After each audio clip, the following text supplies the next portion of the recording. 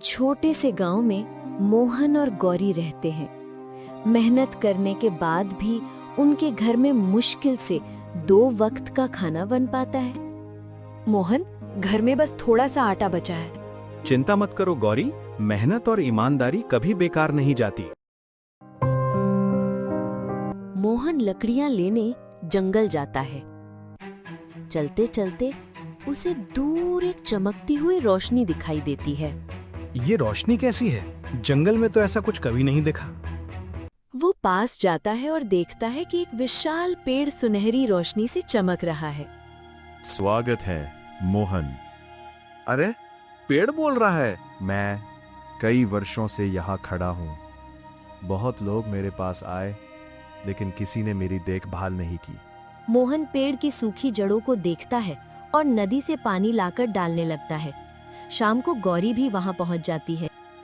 यदि ये जीवित है तो इसकी मदद करनी चाहिए। दोनों मिलकर पेड़ की देखभाल करते हैं। पेड़ की पत्तियां फिर से हरी होने लगती हैं। अचानक पेड़ और भी तेज चमकने लगता है। तुम दोनों ने बिना किसी स्वार्थ के मेरी मदद की है, इसलिए मैं तुम्हें 3 इच्छाएं देता हूँ। हमें अपने लिए कुछ नहीं चाहिए। अगर कुछ मांगना है तो गांव के लिए मांगेंगे। हमारी पहली इच्छा है कि गांव में कोई भूखा ना रहे। अगले दिन गांव के हर घर में अनाज के बोरे पहुंच जाते हैं। लोग खुशी से झूम उठते हैं।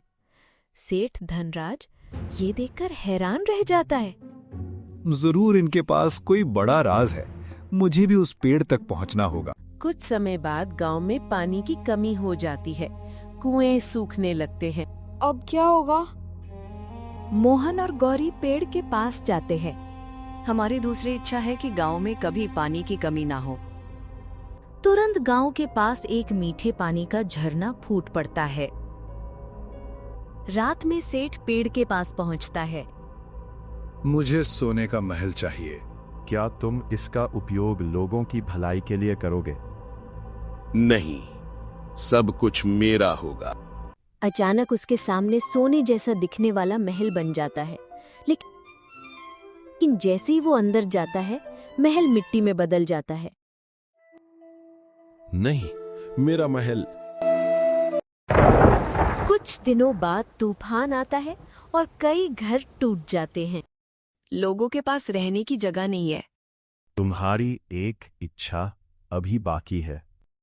हमारी आखिरी इच्छा है कि हर परिवार को सुरक्षित घर मिल जाए। क्षण भर में पूरे गांव में मजबूत और सुंदर घर बन जाते हैं। तुमने अपनी तीनों इच्छाएं दूसरों की भलाई के लिए मांगी।